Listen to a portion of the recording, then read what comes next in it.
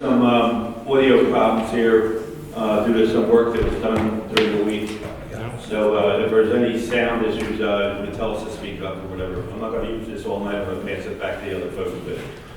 So anyway, welcome tonight to the Aston Township Board of Commissioners meeting for Wednesday, March 18th, 2026. Please rise for the Pledge allegiance. I pledge allegiance to the flag of the United States of America and to the republic for which it stands, one nation, under God, indivisible, with liberty and justice for all. Thank you.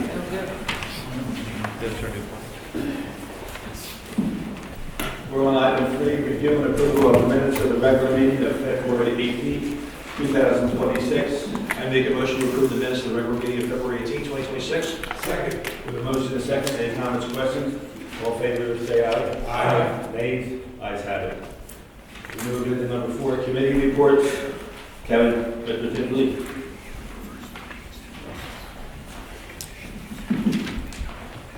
Commissioner Higgins, we're going to table this month's report for permits and license and wait and do both February and March next month.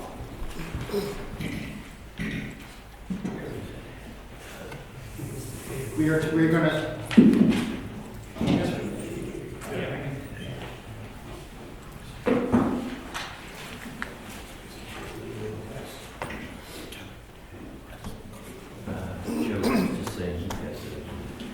All right, this March 2026, the incidents occurred in February 2026. This is the police report. Incidents handled 463, accident investigations 44, criminal investigations 16. Clearance rate for Part 1 crimes was 87%, clearance rate for Part 2 was 100%. And now we have the LPRs. Pennell and Concord Road was 824,000 plus. Pennell and Dutton Mill was 625,870. Concord and Dutton Mills was 435,782. Concord Bridgewater 467,554.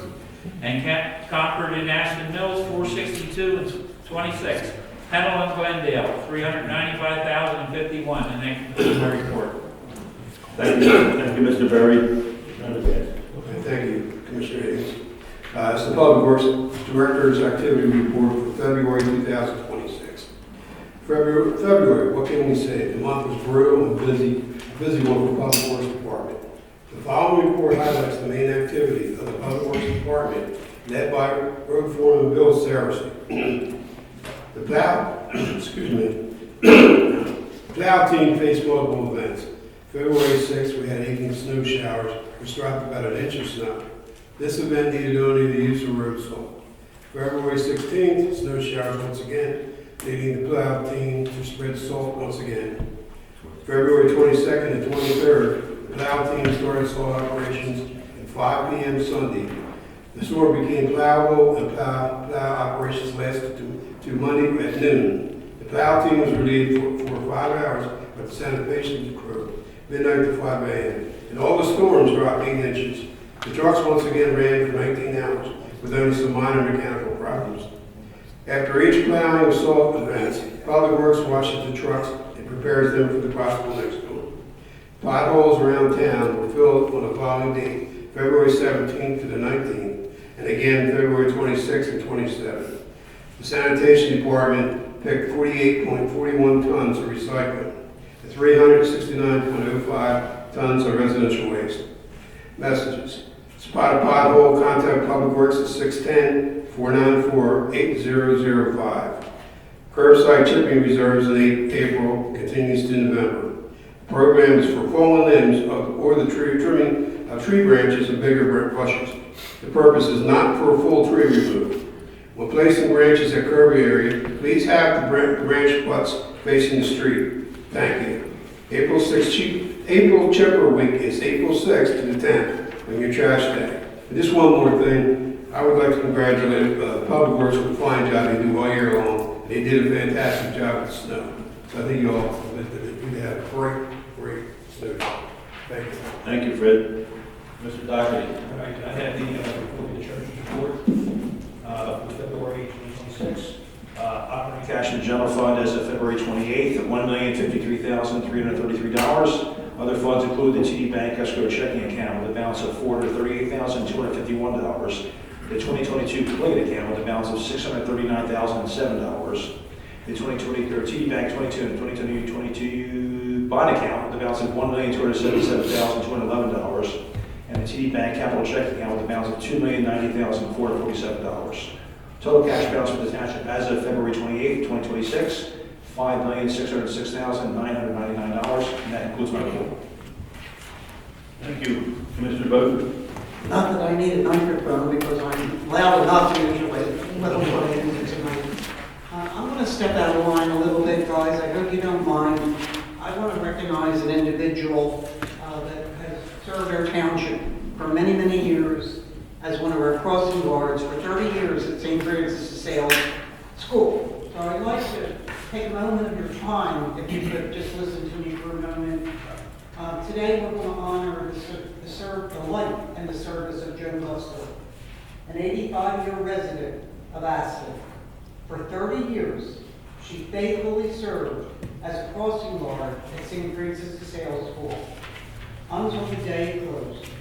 Becoming so much more than a familiar face, she became like a family to the children and their families. Rain or shine, Joan was there with a warm smile, offering safety, kindness, and comfort to the generations of students and their families. Her presence brought reassurance to the parents and joy to the children she watched over each day. Joan's dedication and love for the community will never be forgotten.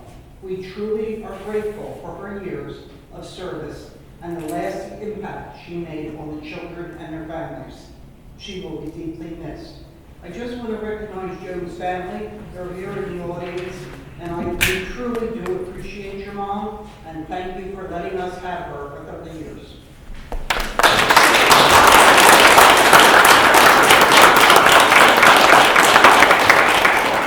And now I'll go back to regular business.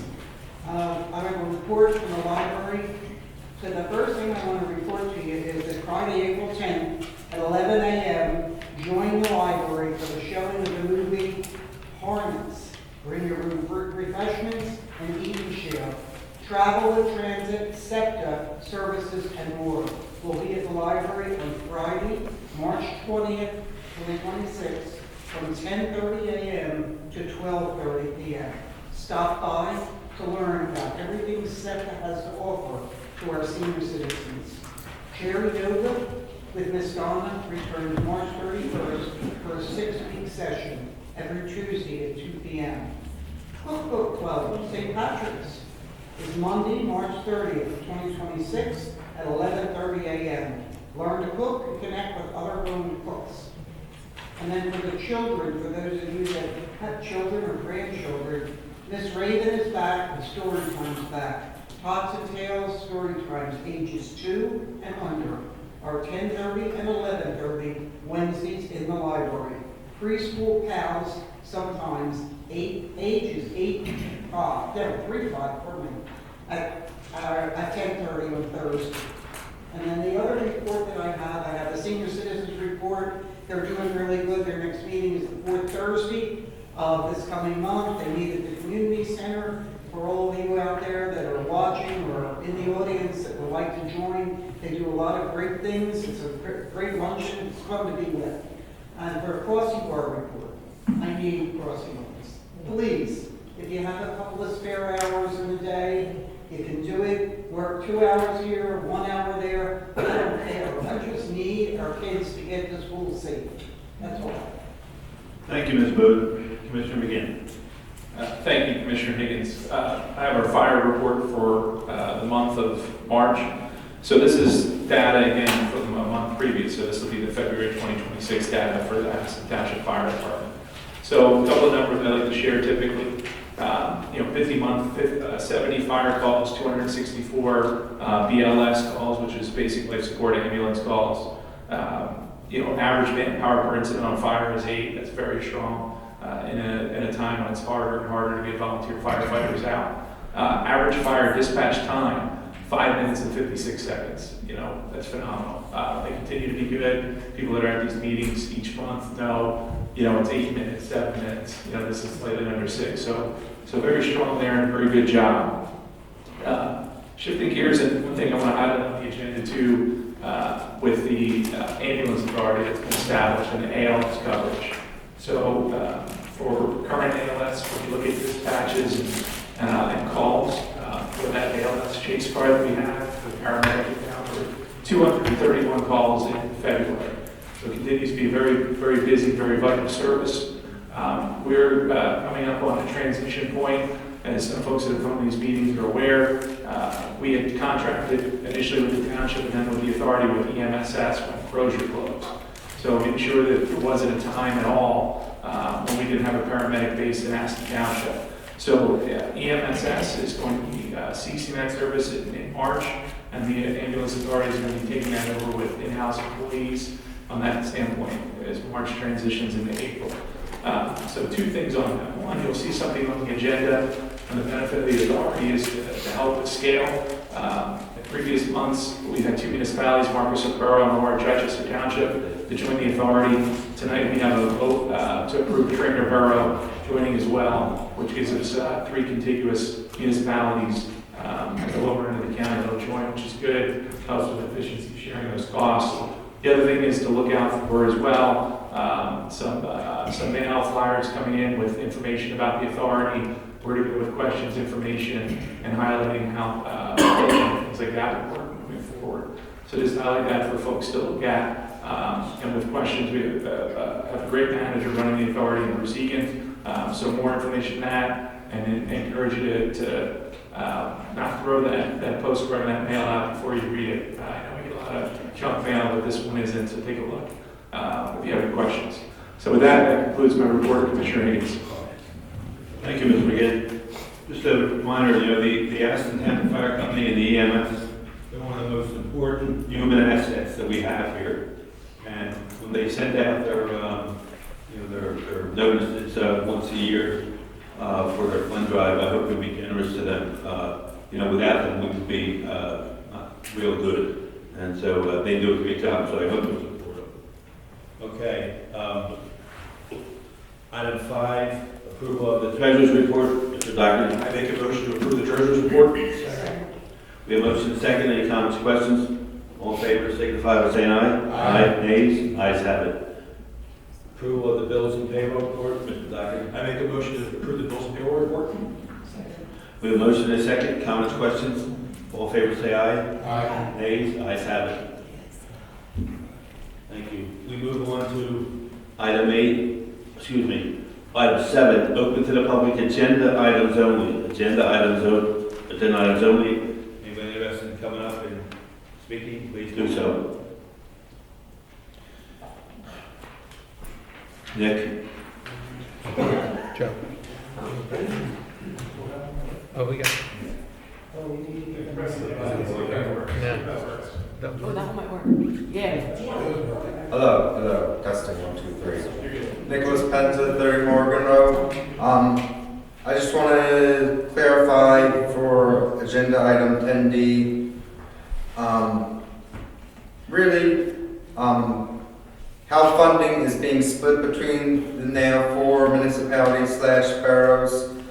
Is it everyone pays an equal share, or is it proportional by, say, population or usage or square miles? Which did you say 10D? 10D. There isn't a D. Oh, D. D. Just about the ambulance authority. Yeah. You want me to take that? Yeah, so the way it'll work, the authority authorized rates. So there's a base rate that's a per household rate. So, it's, to answer your specific questions, it doesn't matter which municipality you're in, every household pays the same rate. And then there's a rate for employers that's based on full-time employees that they would pay based on that. So it's base rates so it's based on it per household and employees? No, so from a residential standpoint. So for your household, for mine, anybody, there's just one rate per household, right? So everybody pays that. Now, for a business, because businesses are any employer, even non-businesses that are employers would pay as well. And then that rate is based on the size of the business. So the way that's done is based on full-time employees. So if you're a larger employer, you have more employees, which would be more potential people that would need to use the services. That's how that's determined. Okay, thank you. You're welcome. Thank you, Nick.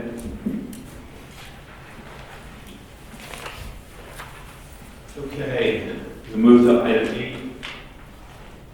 Mr. Packard, consider a motion to place the meeting in Sendai. I make a motion to place the meeting in Sendai. Second. We have a motion and a second. Any comments, questions? All in favor, say aye. Aye. Nays? Ayes have it. Counselor? Yes, so this evening, we have a conditional use hearing scheduled incident to a development on a portion of what is currently the church property on Springhouse Lane. This all pertains to uses within our steep and very steep slopes, and Mark D'Amico is the attorney for Pathfinder Homes. He's here this evening to put on this hearing.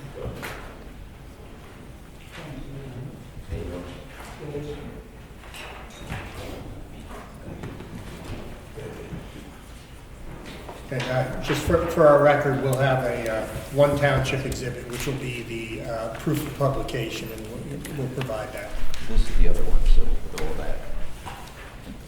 That's the, I think I'm missing one plan. I'll have to get that to you. Yeah, plans. And we will accept Alex as an expert. You don't have to go through. Okay. what you're- Excellent.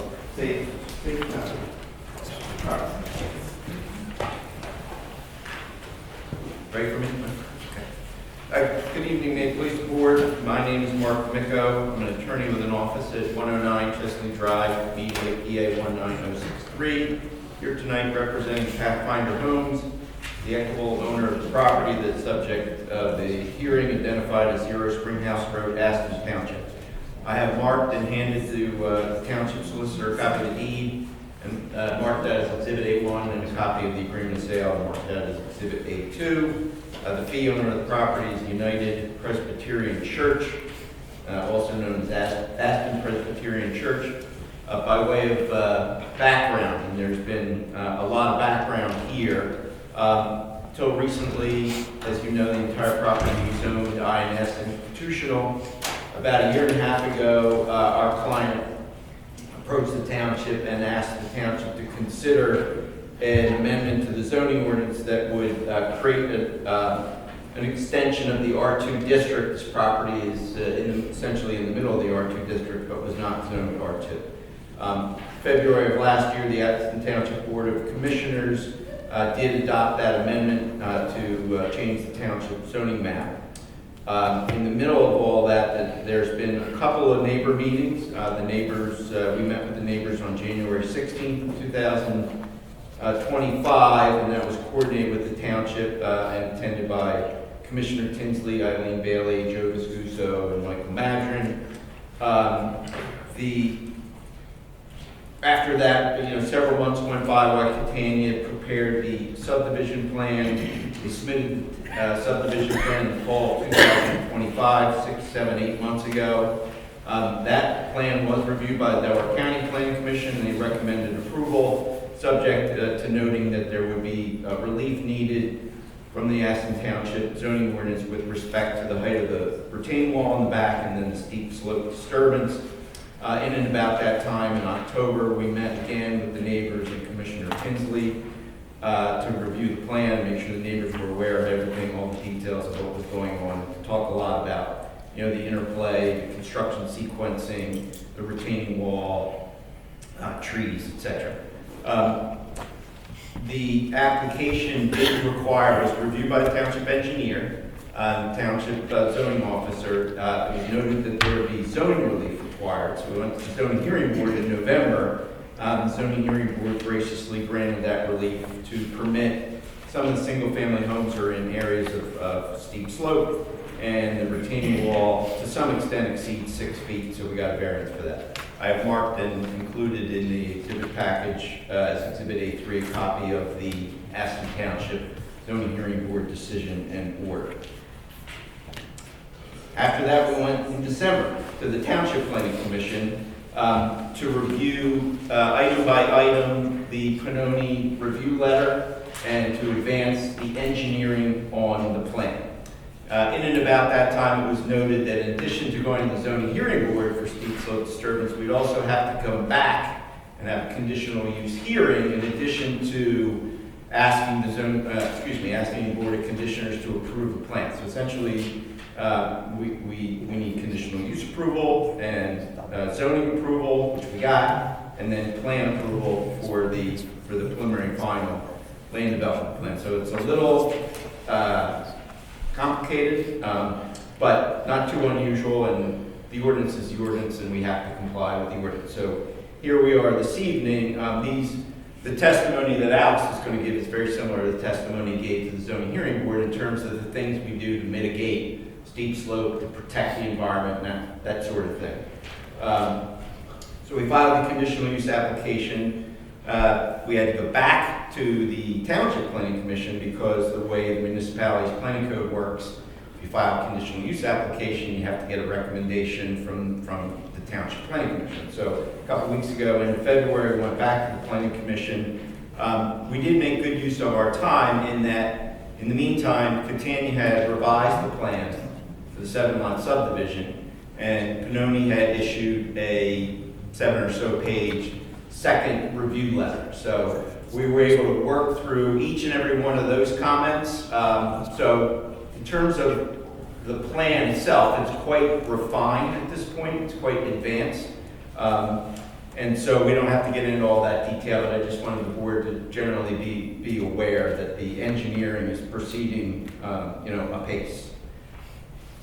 I think that's it in terms of background. So with that as background, we've got two witnesses, Alex Rodriguez, he's a professional engineer, works for Catania Engineering, and James Malaseca, Pathfinder Homes, he's our client. So if it pleases the board, Alex, get up or testify. And how would you like him to, do you want him to sort of try to stand here with me? He's got... Why don't we give him can we give one of the microphones to Alex? Great.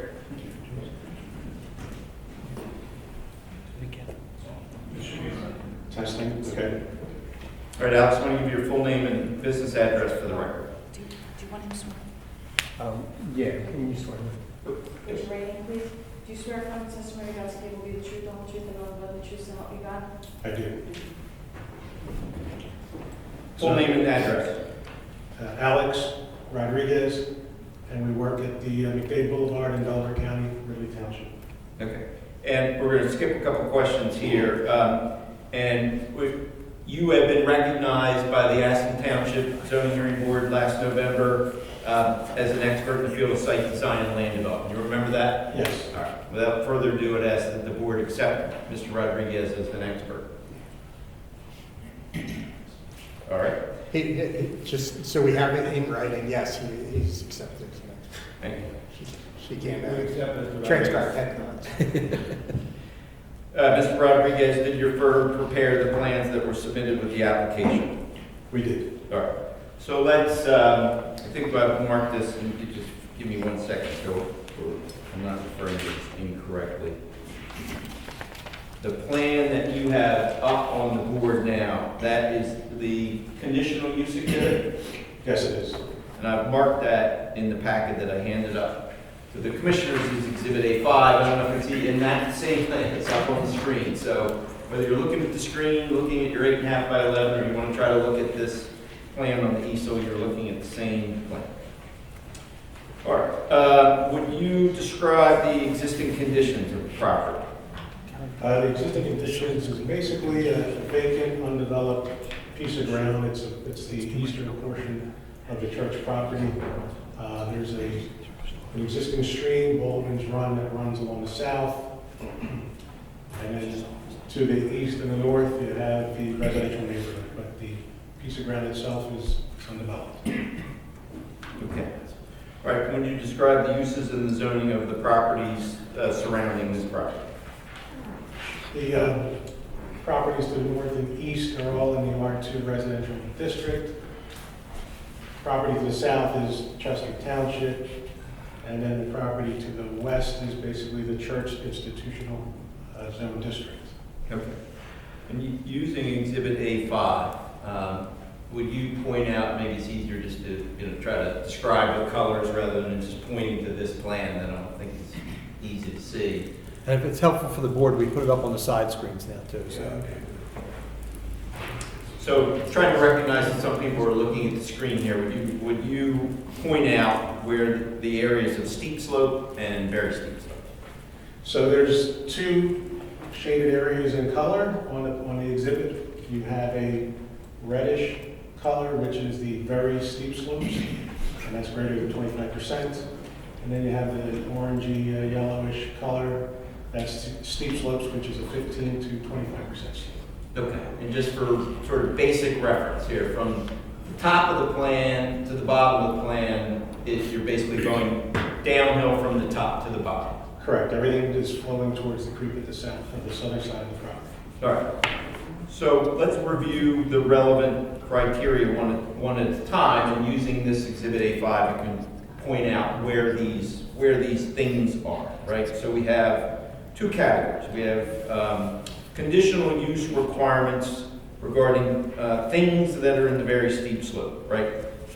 First one, we've got utilities, driveways, and then yards. So for utilities, we're basically assuming that a storm sewer system is also, could be considered a utility.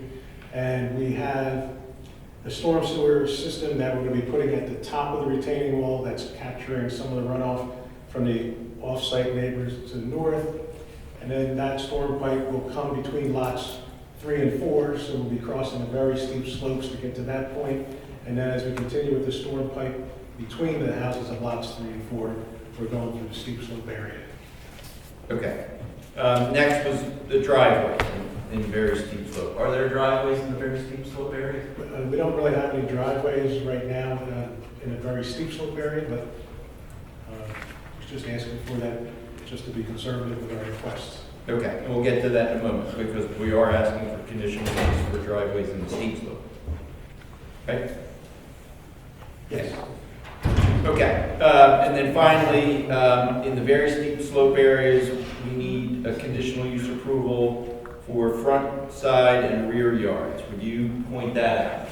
So again, if you're looking on the exhibit, lots 2, 3, 4, and the far corner of lot 5, you can see the red areas, which is the very steep slopes in the rear yards of those lots. And then you have between lots 2 and 3 would be the side yard, that's basically shown in red, that's a very steep slope.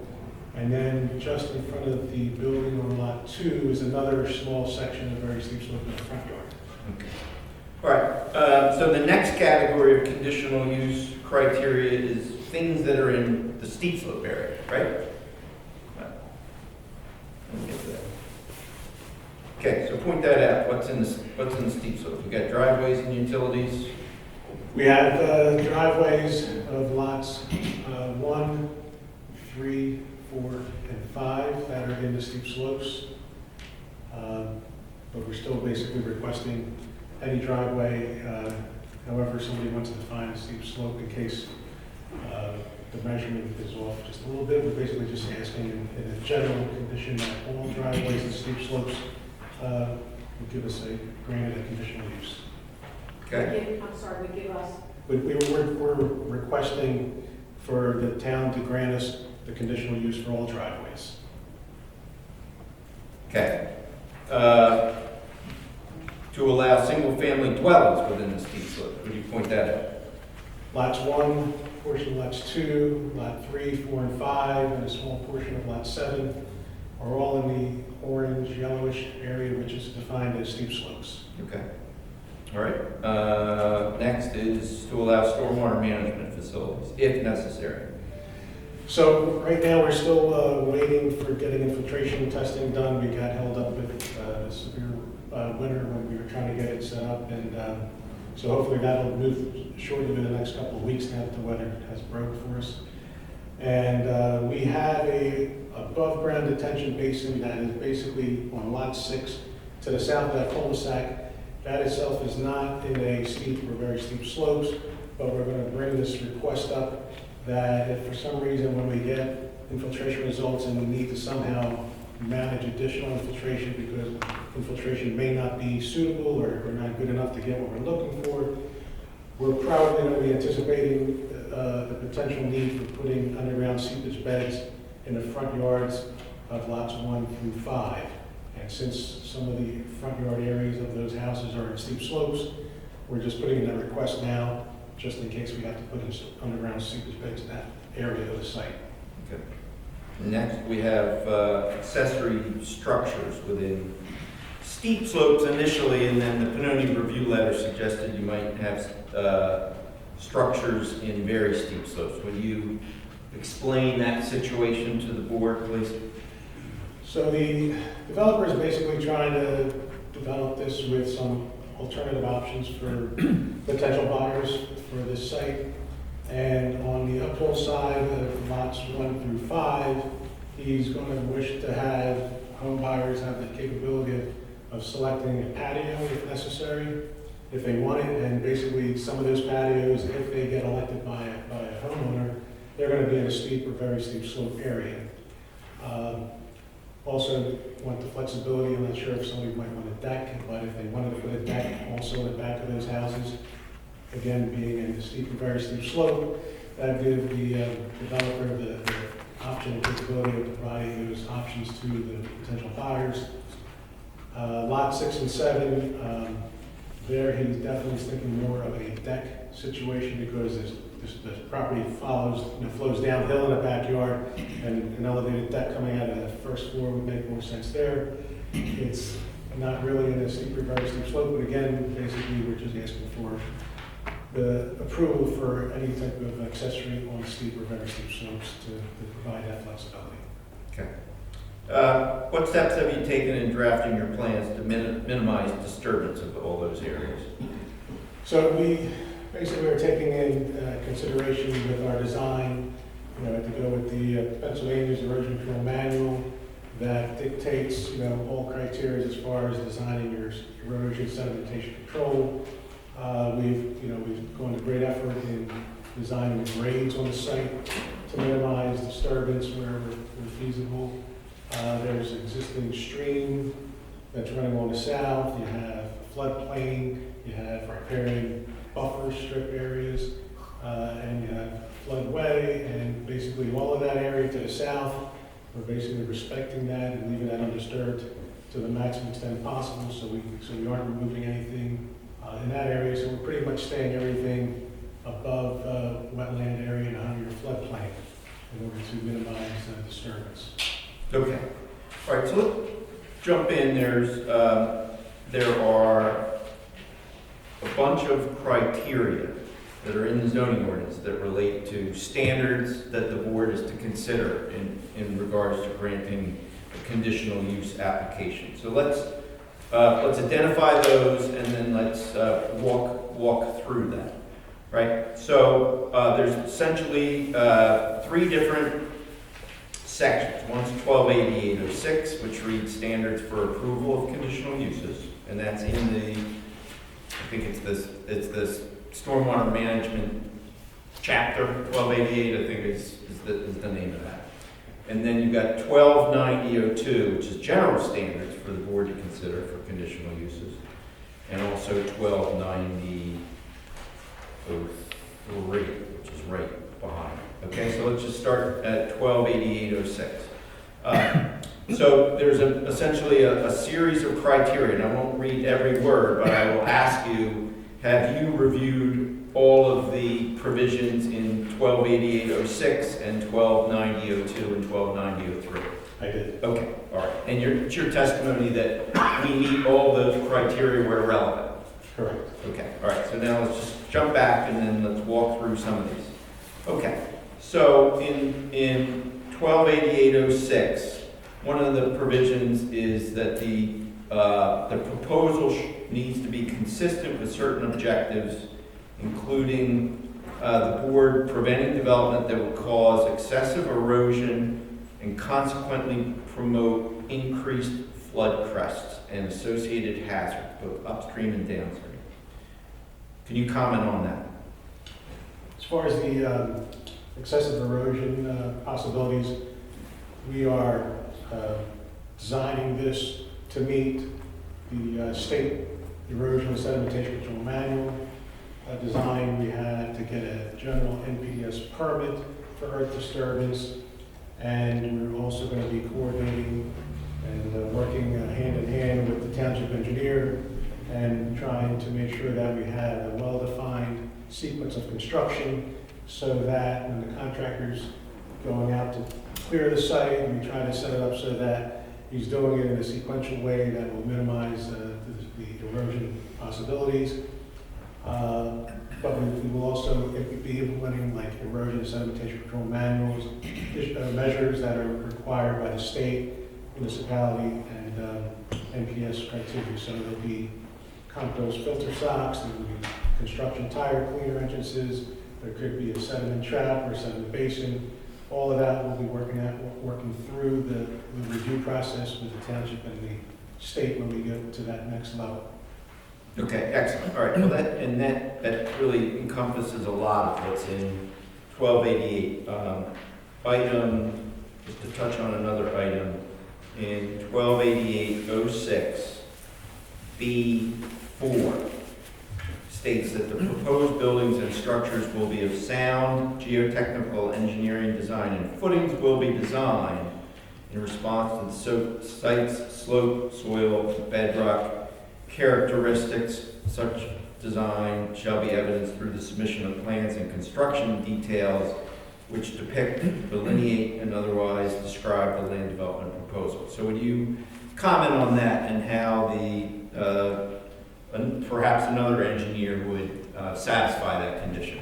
Sure. So basically the building is going to be more of an issue with designing the foundation on the site, and then we have the retaining walls that range from 4 to 12 feet in height, and we have to get them designed to be able to support the loads on the site. So we will have, for the retaining walls, for example, we'll have some geotechnical borings that are going to be taken during the design phase, and a structural engineer will basically be designing the concrete retaining wall with the steel reinforcement, footing depths, footing size, and everything to support the lateral load from the houses' backyards on the north.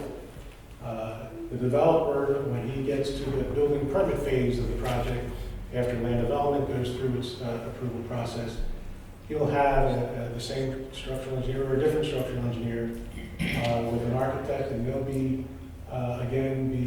taking geotechnical borings at key locations around the different house locations to get an idea of what the soil bearing capacity is for that, and then they'll be doing the structural design of the foundations for the basement walls and the footings. And then all of those plans that they will submit, and the same with our structural retaining wall plans, those plans will go to the township, either from the township engineer reviewing it or your building permit department reviewing these plans. And you'll have two different professionals basically looking to make sure that all of the foundations are properly designed. Okay. Is there anything about the location of any of these houses that causes you concern as a civil engineer that process won't be successful? I have no concern. No. Okay. All right. That essentially takes care of 1288.06. So the next category is 1290.02, general standards for conditional uses. So the A1 mentions that there will be adequate provisions made to protect sensitive environmental features such as streams, lakes, wetlands, slopes, and mature trees. So would you comment on that? Sure. The stormwater ordinance in this township, as in many communities in Delaware County, there's a riparian buffer requirement that basically is 50 feet from the top of stream bank and/or wetlands. We do have some wetland areas along the stream, and we are showing the riparian buffer on our plans and basically keeping as much disturbance out there as possible. If there is any minimal disturbance that happens within that riparian buffer, that area will be specified to be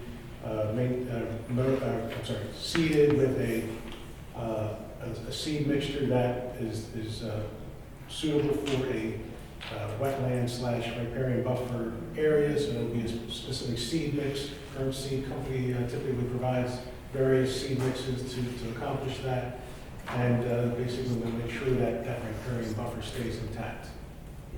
Okay, thank you. The next criteria, 1290.02A2, references that the proposed use should be compatible with the character of the surrounding neighborhood. So would you comment on that? Sure. As you all know, that the surrounding neighborhoods are single-family homes in the R2 district.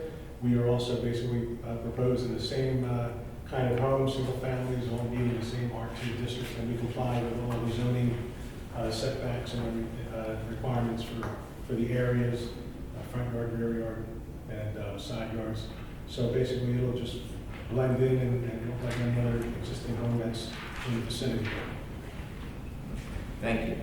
And skipping down to 1290.02A6 and 7, the proposed use needs to be suitable in terms of parking. That's 6, and then on 7 it says the proposed use will provide adequate off-street parking. So would you comment on that? Sure. And if you look at that plan, you'll see that the driveway entrances off of the street have a narrower width than as you get towards the garages of the buildings. So we're basically, well, the code basically requires that all single-family homes have a minimum of 2 off-street parking. And why you see that driveway get wider in front of every one of those garages is we are providing 2 off-street parking in the driveway itself. And then there's a potential for each one of those houses, the small house that you see in front of the driveway will be a garage with 1 car space inside there also. So there will be 3 off-street spaces per house in total. Okay. All right. The next set of criteria are set forth in 1290.03. Again, just general standards for special exceptions and conditional uses. Item A there talks about in residential districts, the area bulk and other applicable requirements shall be not less than those for single-family dwellings in that district. So in other words, we're in R2 and there's a series of area bulk requirements in R2, right? Right. Okay. And is this plan compliant with all those requirements? It is. Okay. And if it wasn't, we would have needed zoning relief. We would have had to go to the zoning hearing board in November, but we didn't. We had to go for other reasons, but not for area bulk. Correct. Okay. Very good. All right. So let's just more generally, just the last couple questions then for you, Mr. Rodriguez. As a professional engineer, having studied the property, existing conditions, the surrounding properties, and all the engineering details to which you've just testified, do you have an opinion as to whether or not the conditional use standards are met where relevant? Yes, I do. Okay. What's your opinion? The project has been designed appropriately to address the site constraints, provide the necessary infrastructure, and minimize impacts to the adjacent properties, and is therefore consistent with the intent of the ordinance. Okay, thank you. And do you have an opinion as to whether or not the proposed improvements would have any adverse effect on the health, safety, or general welfare of the residents of Aston Township? I do. Okay, and what is your opinion? It is in my professional opinion that the proposed improvements will not adversely affect health, safety, or general welfare of the township's residents, and that the design incorporates and will incorporate any and all appropriate engineering controls, and will comply with applicable ordinances, standards, and state criteria in order to develop the site in a safe and responsible manner. Okay, thank you. Mr. Chairman, that's all the questions I have for this witness. Thank you, sir. Commissioner Tinsley, would you it's in your words, so take all the time you need. Oh, sorry.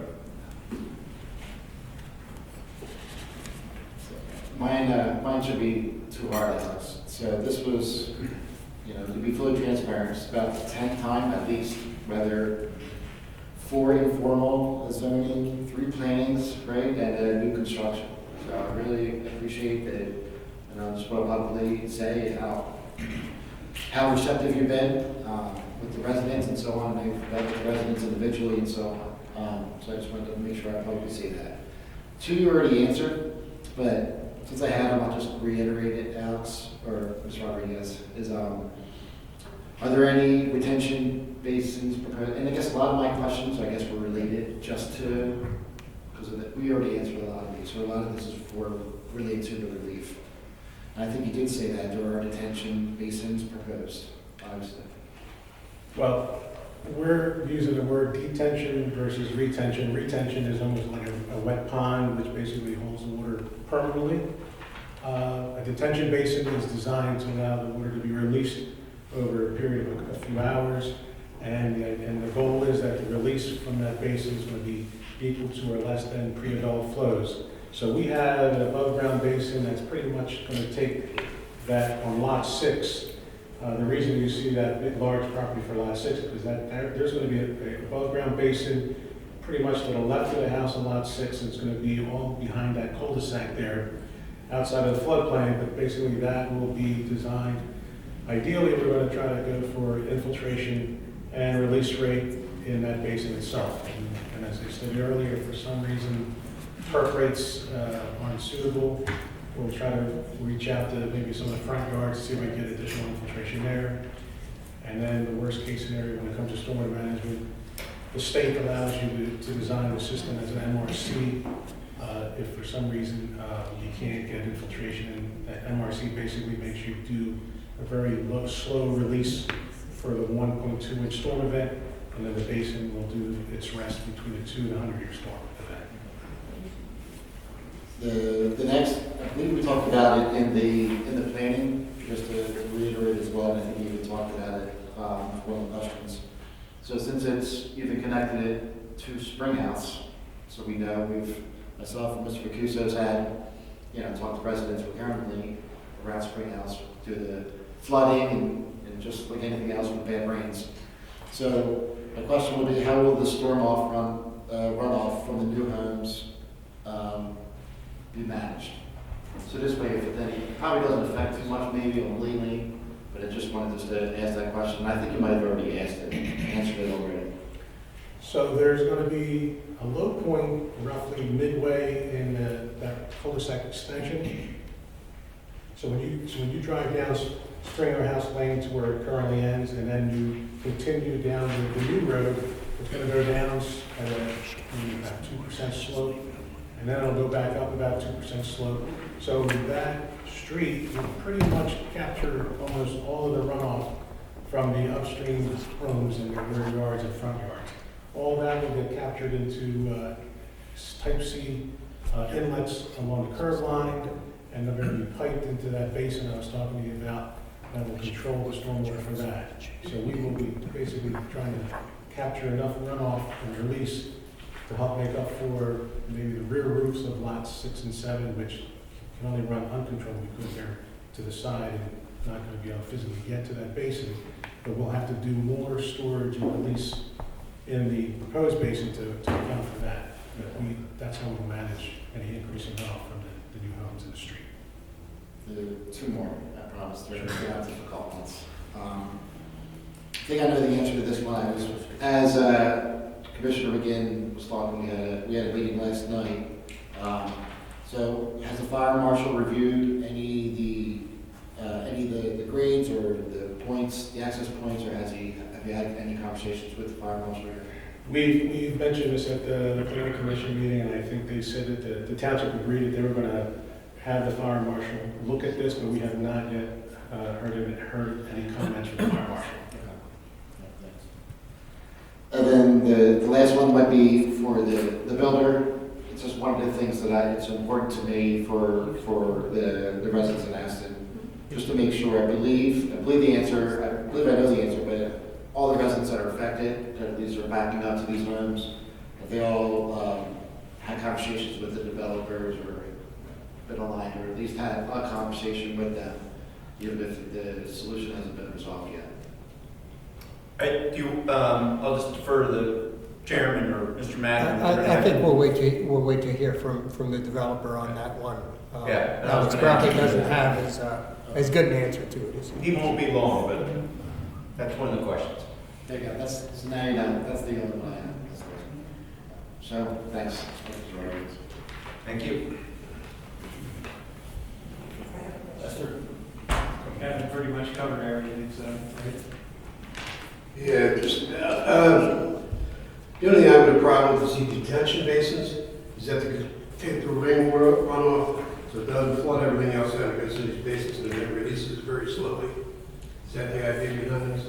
I think I heard you saying is the basin going to be able to control the runoff from the road also? Yeah, Yes. from where you're building. I mean, we have a lot of problems here now with water. Okay. So, just to maybe pick up on that also, just so you know, we're adding the above-ground basin that's going to capture our runoff and release it at a slower rate to equal the pre-development or less. We're also putting in really close to where to the right of lot 7, you can see that like yellowish steep slope area there. That steep slope is not really a natural steep slope. The runoff that comes down the street, hits Spring Lane, flows to the end of that street, it makes a beeline right for the creek. And that is basically creating that erosive steep slope area because the water is being uncontrolled and running down that side of the property. We're putting in a storm sewer system that will be dedicated to the township to help capture that off-site runoff and get it down to the stream safely. Yeah, that's all I have. Okay, one question real quick. As I recall, these houses are prefab? Pre-modular. Pre-modular prefabs, they're made also, okay, so that's just speed up construction time. Okay, that's all I, thank you. I hate to beat a dead horse. I have a problem with the retaining wall. You need to convince me that there isn't going to be a child running for that development that's going, and I raised 4 boys, so I know what they're all capable of, that nobody's going to run up, try to climb on that wall, and end up seriously injured. Well, we're going to be putting a 6-foot-high privacy fence along the top of that wall to try to make sure that anybody walks behind that wall. Do you have children? I have some children, but I think I know what you're trying to say, but the best you can do is put a fence in, make sure. As a person that's responsible to the residents of Aston Township, I have to be comfortable in accepting them, and I'm not comfortable. I'm being honest with you. I hear where you're coming, but I don't know if there's any other solution on any retaining wall that you can do except put a fence on the top. I mean, Yeah, two quick questions. So the first one is, looking at the line, everything above here, that blue line is indicating the floodplain at the bottom. yes. So right below that, I think we've talked a few times, it's just off map to identify, but you have the body of water, Baldwin Run, I'll call it a creek, even though we call it one run, correct? Yes. So the direction of stormwater flow is top to bottom. Correct.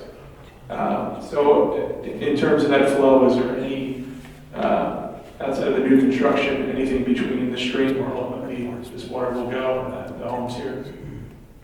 So what I'm asking, is there anybody impacted between where the houses are being built and where that stream is, where the stormwater is going? It's going to be just left open, undeveloped, as you see from that roughly blue line there, the 100-year floodplain. It's just going to be a lawn or wooded area. It's not going to So be, you're saying, there's no what properties. is, no other properties or somebody's home that's in between? So No. nobody's going to be impacted by that? No. And then, thank you. And then the other one, you talked about steep slope and conditional use in terms of where the lots and the homes are. I assume this isn't the first time that's been done, correct? Correct. Would you consider that a common practice in terms of for conditional use in building in areas like Aston? It's very common in any area with steep slopes to be able to put retaining walls in order to regrade the site so it's more suitable. And I think if you want, I can also maybe give you just a little example of maybe, right now it's 33% slope would be the worst that the rear yards will be graded. I don't know if this would be a nice visual maybe effect, but to give you an example of what 3-to-1 looks like, starting at this corner of the paper here, if the ground went a straight line from there to there, that's a 33% slope. It's really not as steep as a lot of people, you hear 33% and you hear very steep slopes and everybody feels like it's going to be this real steep slope per se. But this board is 3 foot long and that's 1 foot above that line. That straight line right there is a 33% slope. So it's a little bit more gradual than people think. I mean, unfortunately, with that slope, what happens is if you have a large area of that slope, and if you don't have vegetation, ground cover to hold the soil down, then you get some erosion. But as long as you have good ground cover on a 3-to-1, you can have grass and mow that and maintain it, and you don't need anything more special than that. So, like I said, it's a very reasonable slope, which is defined as a very steep slope. Thank you. Sure.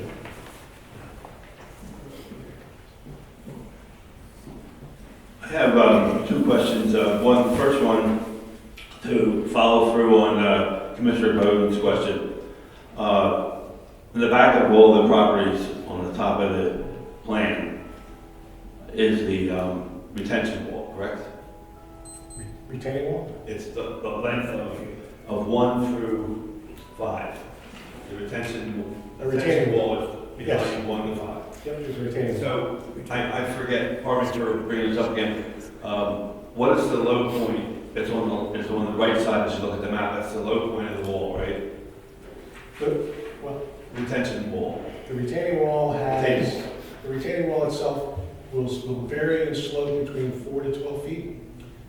So at lot 5 and at lot 1, that's roughly in that 4-foot range. And then as that wall goes towards the middle around lot 3, that's when the wall will get eventually about 12 feet in height. And it's the 12 feet in height is when you're in the backyard of those lots, you're seeing the wall. The homeowners won't be seeing the wall. And all the residents on the north side of the property off-site, they don't see the wall. The people that are buying the homes see the wall in their backyard.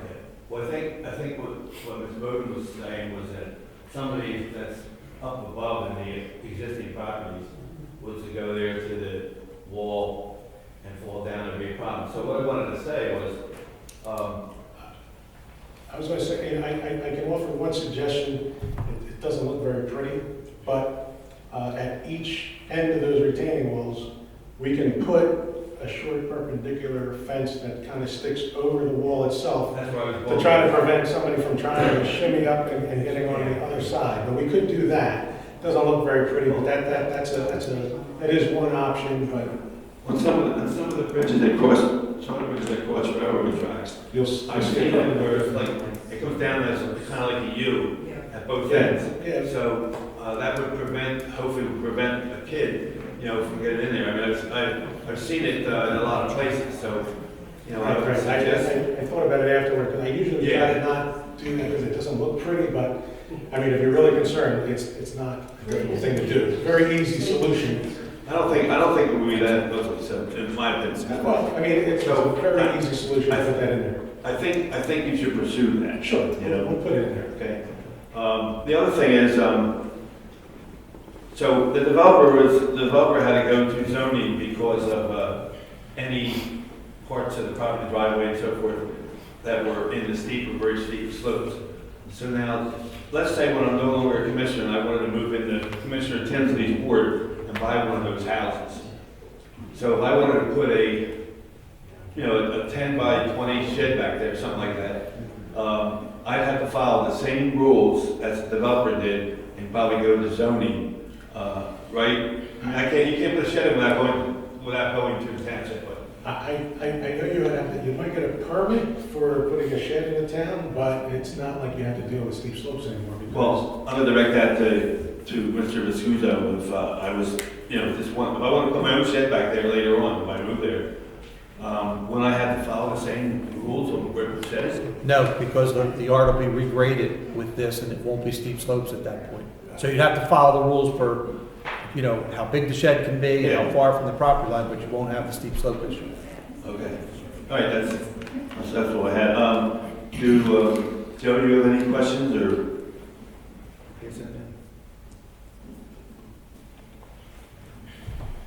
Oh, guess I'll wait. I don't really have a question, but Mark, could you just briefly describe, not in any detail, so we get it on the record, what the zoning hearing board allowed relief for versus the conditional use tonight that the commissioners? All right, so what's the differentiation between the two? Just so we have it in one place. Yeah. So as I said, it's somewhat overlapping. So it's really a function of the same things that it says you need conditional use and you need zoning relief. But to be specific, we sought and were granted a variance from 128805 to permit the single-family detached dwellings on lots 2, 3, and 4 and the associated cut and fill in areas of very steep slopes. So you can see on the plan A5, if you look at the building lot or the building envelope for 2, 3, and 4, you can see that there's pink in there, right? So that means they're very steep slope, and 128805 says you need zoning relief for that, right? We also talked about the retaining wall. 129208B limits the height of a wall to 6 feet, and as Alex said, it's less than 6 feet in some spots and greater than 6 feet in others. So those were the specific areas that we got relief for. And I won't repeat, but I will remind you that about a half hour ago, Alex went through in some detail using Exhibit A5 the conditional use steep slope requirements are to allow utilities, driveways, front yards and rear yards, to allow the single family homes. We literally need the same approval from both the zoning hearing board and we're seeking it from the commissioners. One's for steep slope and one's for very steep slope, right? The variance is for very steep slope. Yes, there's and some the overlap conditional where it's use is- both and some where it's steep and very steep. Yeah. I don't see the overlap. Stormwater management and accessory structure, so. Thank you. Right, so the variances are for the height of the wall, Yep, right? And for the homes in the very steep slope, yes, and then all the other relief is conditional use relief, I believe, right? that is an accurate summary. And the height of the wall has nothing to do with the steep slopes, that's just, we have a wall restriction that can't exceed 6 feet, so that has nothing to do with the steep slopes. I just wanted to make sure, because it is a little confusing as to why you had to go, and I want to try to get it on the record so we have all the testimony in one place. Yep, thank you. All right, Yes or no? that's it for Mr. Rodriguez. We've got Mr. Malaseca as our second and final witness. Oh, okay.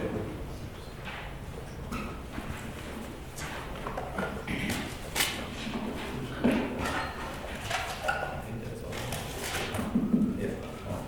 Okay, you're gonna get sworn in. She's ready.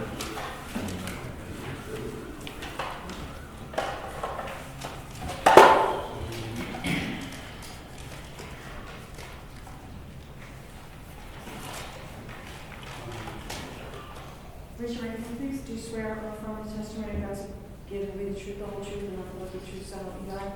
Yes, ma'am. State, spell your name in the record, please. It's James Melasecca. That's Melasecca. And my address from my office is 319 West Front Street, Media, Pennsylvania, 19063. Okay, thank you. Mr. Malaseca, what's your occupation? Real estate developer. Okay. You build homes? Yes, sir. And what is your position with regard to the applicant, Pathfinder Homes? What's your relationship to them? Member. Okay, all right. So you're the principal member. You own the LLC? Yes, sir. Okay. All right. To Commissioner Tinsley's question, and I think there was another question. So the first thing, if the board was to grant this conditional approval and we're able to get the subdivision plan approved, I know you've talked about this at many of our prior meetings, but would you generally explain the type of home you're building, what the word modular means, and how that impacts construction schedule?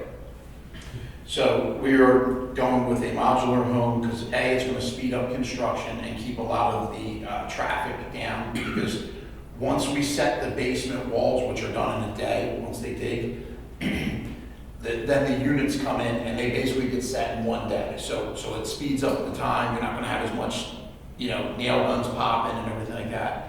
And then the rest of the buildings actually get finished on site. So it's not like a complete unit, like we don't get everything from there. So it'll basically be a completely custom house once it's done. And like I said, it will speed up construction time and noise and, just basic inconvenience, Okay, so just to dwell on that a little bit. So once the basement's in and the contractor, the builders are working on the first floor, what happens first? Something comes in on a flatbed truck?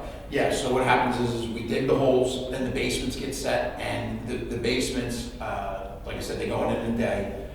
When the actual units come in themselves, they're basically set within a few hours, like maybe like 4 to 8 hours, so usually a complete day. So they'll come in on the truck, they'll set the unit, and there'll actually be a building there the following day. You'll be able to see a building standing there. And then the work goes on to finish it, hardwood, floors, appliances, So the shell of the building? The shell of the building will be up there in the first day when they come and get set. And the game plan is to basically do one at a time so that it's not a whole, commotion of stuff going on there.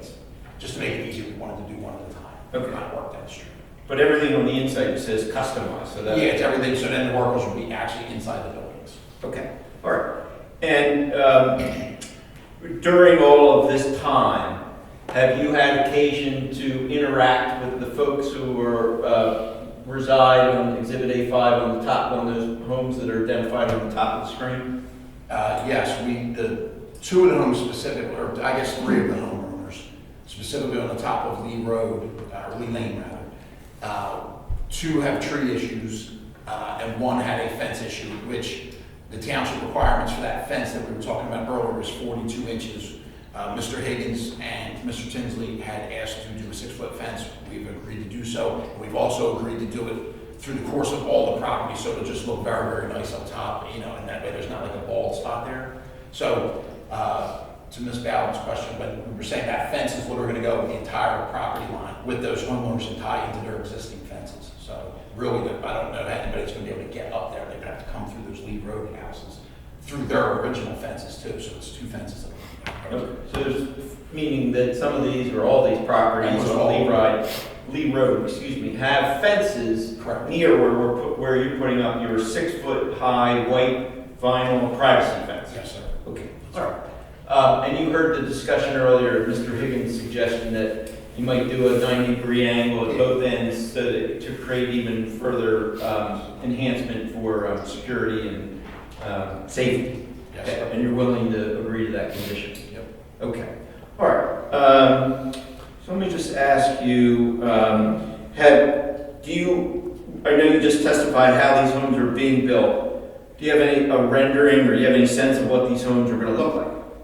Yeah, so I provided you with a drawing of roughly what it's going to look like. Okay, so let me stop you here. So you're pointing to Exhibit A5, which is in everybody's packet. Yes, sir. Is that A7 maybe? A7, I'm sorry, did I say A5? Okay. Which is a multiple page exhibit. So I'm just going to walk you through quickly. The first page, which is in color, is a picture of the front of a house. Tell me about that. Where'd that come from? That came from the manufacturer's website. Okay, so this is something that you have in mind, but you don't have any final decisions, but you wanted to give the board some sense of what these might look like. Yeah, so at the last meeting, we discussed it. This is probably a little bit premature because the things we're going in for aren't really this.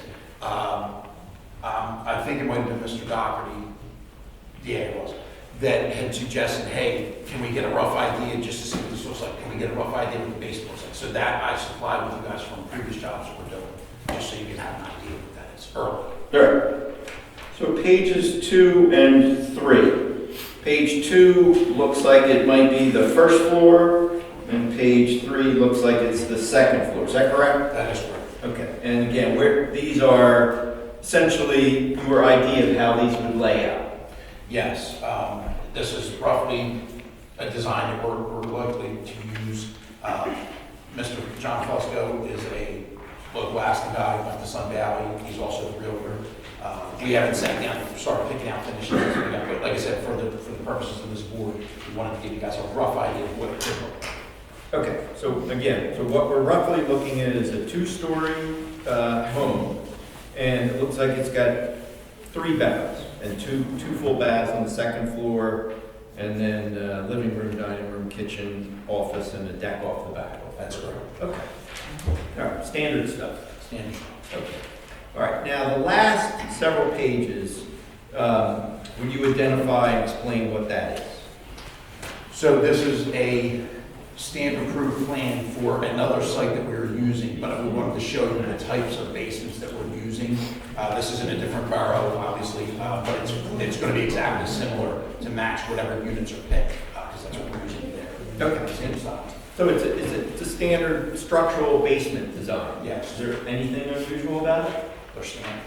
They're approved. I mean, unusual in that you said they go in a day. Is there something No. about this that helps them go in a day? Well, these are fabricated from CAD files in the shops. So when they come out, they're basically pre-assembled as well. So that's where you speed up the time. You don't have this huge process there. Plus, they're better insulated, better flow ventilation. Okay, and that saves time. Like It saves time. in my house, 20 years ago, they came in and they put up these plastic things, and then they put up a bunch of rebar, and then they bring the cement truck in. process. Yeah. Okay, and that's not this. These That is come not in, that. the walls are done, They're done. and they lower him into the hole. Yeah, so the hole will be dug. And that way, the other thing is too, to Ms. Bowden's thing, you know, I was the kind of kid, I would have jumped in that hole when I was a kid too. So we won't have that hole in the ground that long. It'll be a hole, the walls will come in, the buildings will get dropped, that's it. So there's not going to be a whole lot of downtime for them to find trouble to get into, you know. Okay.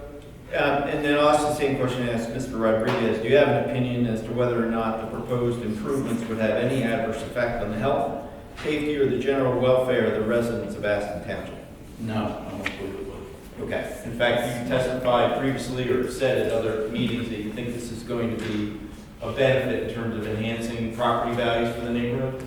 Absolutely. I mean, look, we're putting new buildings in, we're putting new homeowners in, new tax-paying people in there.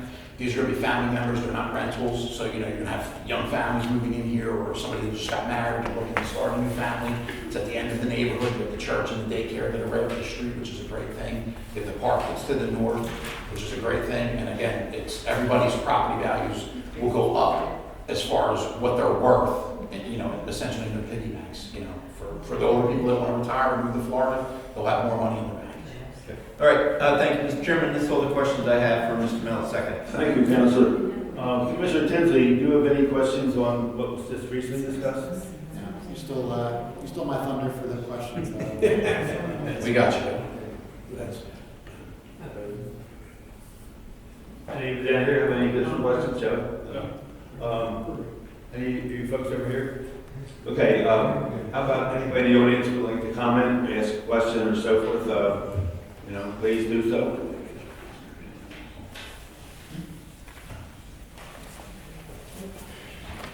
Okay. That's it, I guess. What I need now, between now and the next meeting. So, one second. You want to move A 1 to 3, 1 to 5, A 1 to 5 and 7 into evidence, I think, right? I don't think we had a 6. Yeah, give me 1 second, Mike. Thank you. Yes, so Exhibit A1 is the deed, A2 is the agreement of sale, A3 is the zoning hearing board decision, A4 is Mr. Rodriguez's CV, A5 is the conditional use exhibit, and then the building plan we identified as A7, so we don't have an A6. There is no A6, to be clear. Thank you. And those are accepted. Thank you. So again, does anybody in the audience have a question? Next. What's the price range for these houses? Like, what type of people are going to be buying it? Like, what type of people, class? young professionals, kids, families starting out. I mean, basically anybody that's gonna be able to get a mortgage. Or Like price range. The price ranges, we haven't discussed yet. John's the realtor. And here's, you have to understand, we've been doing this process for over 2 years. Where's Ms. Island? She knows, we've been doing this for 2 years. So if you asked me that question 2 years ago, my answer's definitely gonna be different than today. Literally, with the way this market's rolling, I mean, look at the price of gas, it's been over $1, you know what I mean, in just the last couple of weeks. So to answer your question, honestly, we don't have the exact numbers because by the time we start, get approved, I don't even know how fast this is gonna be for us to get done and start building. It might not be till next year, so I couldn't really answer you honestly. Hopefully you can appreciate that. Can I ask one more question? Yes, sir. I have a question. The blue line you had earlier on the drawing here. Beyond that, you said you had to have grass and trees and stuff like that, and it would stop the erosion and stuff like that. Are you guys gonna put that in, or is there gonna be a building plan? Let's let Mr. Rodriguez Okay. answer that, if you don't mind.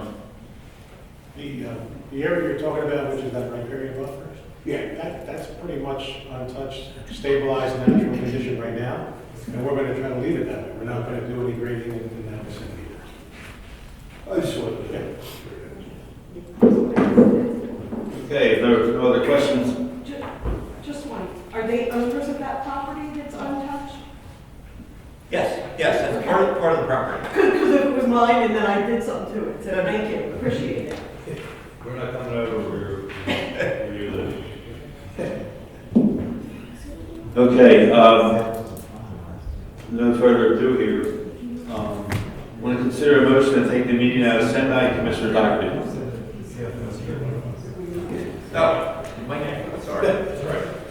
I make a motion to take the meeting out of Sendai. Second. We have a motion and a second. Any comments or questions? All in favor, say aye. Aye. Nays? Ayes have it. Okay, we're going to move on now to new business A.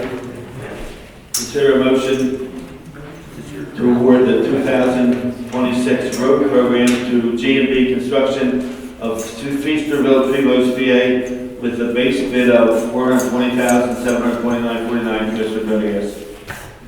Yeah, I make a motion to award the 2026 road program to G&B Construction of Feasterville, Trevose, PA, with a base bid of $420,729.49 in the form of a motion. We have a motion and a second. Any comments or questions? All in favor, say aye. Aye. Nays? Ayes have it. Item B, under new business, consider a motion to reject the bids received for the Concord Road Streetlight project due to all being over budget. Commissioner Dockery. I make a motion to reject the bids received for the Concord Road Streetlight project due to all being over budget. In form of motion. Second. Motion and a second. Any comments, questions? All in favor, signify by saying aye. Aye. Nays?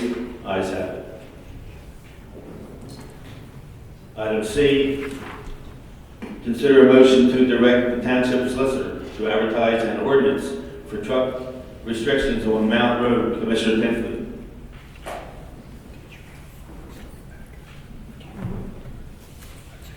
I make a motion to approve the township solicitor to advertise an ordinance for truck restrictions on Mount Road. Form of motion. Motion and second. Any comments or questions? All in favor, signify by saying aye. Aye. Nays? Ayes have it. Item D. Consider a resolution number 2026-26 consenting to Trainer Borough becoming a member of the Aston Ambulance Authority. Commissioner McGinn. I make a motion to approve proposed resolution number 2026-26, admitting Trainer Borough into the Aston Ambulance Authority. We have motion and second. All in favor, signify by saying aye. Aye. Nays? Ayes have it.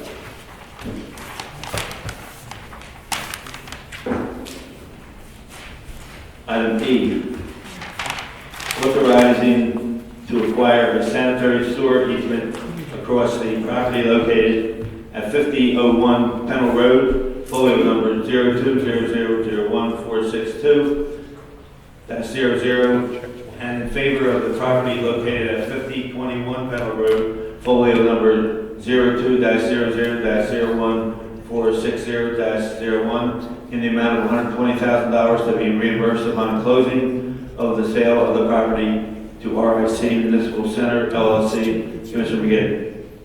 I make a motion to approve the authorization to acquire sanitary sewer easement across the property located at 5001 Pennell Road, folio number 02-00-01462-00, and in favor of the property located at 5021 Pennell Road, folio number 02-00-01460-01, in the amount of $120,000 to be reimbursed upon closing of the sale of the property to RIC Municipal Center LLC.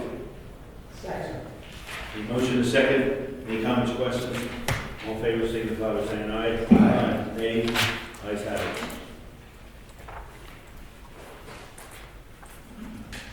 Item F.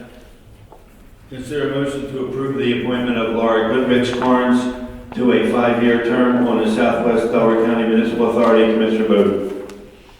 I'll make a motion to approve the appointment of Laura Goodrich Carnes to a 5-year term on the Southwest Delaware County Municipal Authority.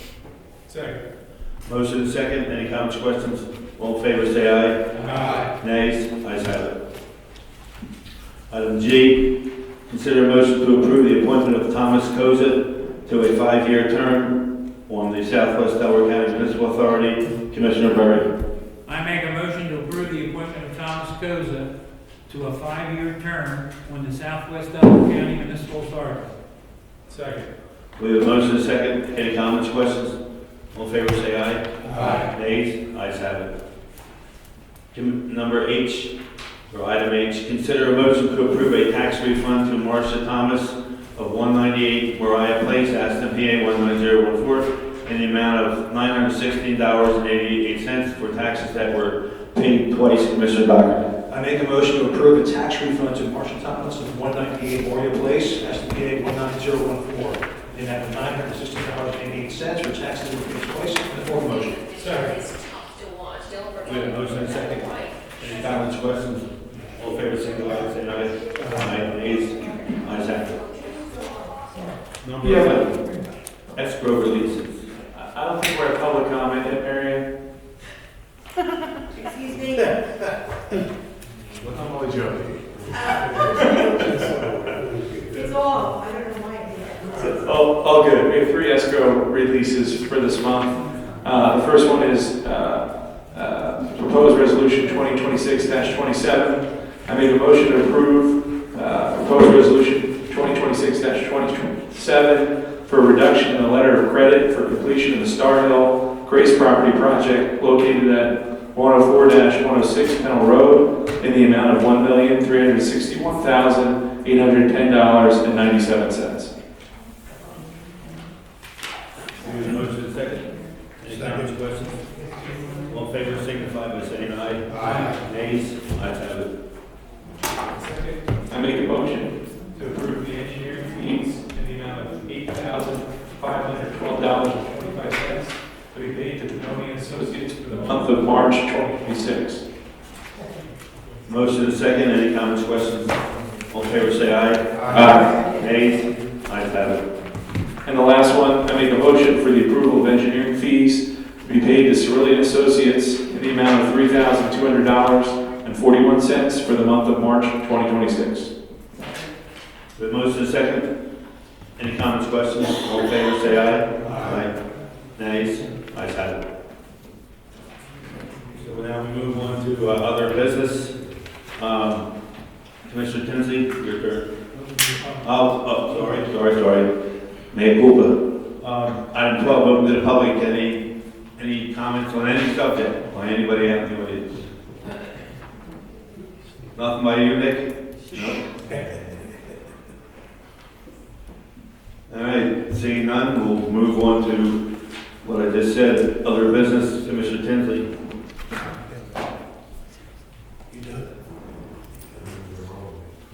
Mr. Berry, no? I just wish everybody a happy Easter. Same here, happy Easter. Happy Easter to everybody. Yes, sir. The same thing. Happy Easter, and let's hope the weather continues to warm up. I just want to remind all of you in the township that the Easter egg hunt is at the township community center, this Saturday, at 10 o'clock. We have an expert cook cooking our hot dogs and some wonderful help to help that individual. Lots of candy for the kids, juices, lots of good stuff. So with the grandchildren and children, and you folks to enjoy it. And happy Easter.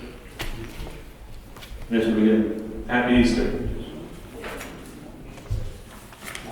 Our panel over here, go ahead. Happy Easter to everybody. That's all I got. Bill. Just want to remind everybody that spring sports are starting, and Aston Valley's opening day will be April the 11th before our next meeting, and then Aston Middletown's will be April 18th. Just so you know, opening day, right around the corner. Mr. Pizzuto. I'm good, thank you. Thank you. Mr. Solicitor? Nothing to add this evening. Okay. Just want to, one thing I'd like to leave.